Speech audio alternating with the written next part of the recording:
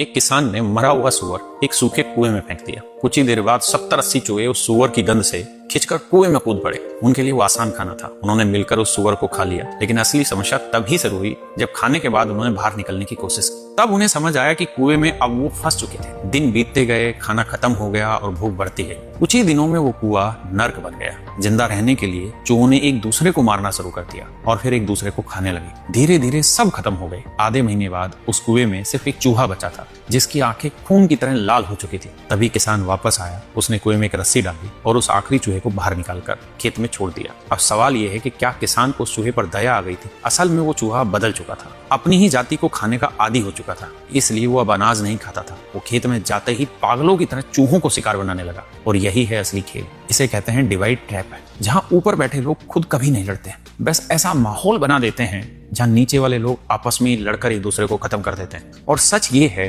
बहुत से लोग पूरी जिंदगी दूसरों को हराने में लगा देते हैं, लेकिन उन्हें कभी समझ नहीं आता कि वो खुद किसी और के खेल का हिस्सा बन चुके हैं। इसलिए किसी और के बनाए जाल में मत फंसो, और अगर कभी फंस भी जाओ तो लड़ो मत, बाहर निकलने का रास्ता ढूंढो। ये आप समझ सकते हैं मैंने किस कॉन्टेक्स्ट में बनाई। अगर आपको ये समझ आई तो आप बताइए मैं किस रेस्पेक्ट में बात कर रहा हूँ।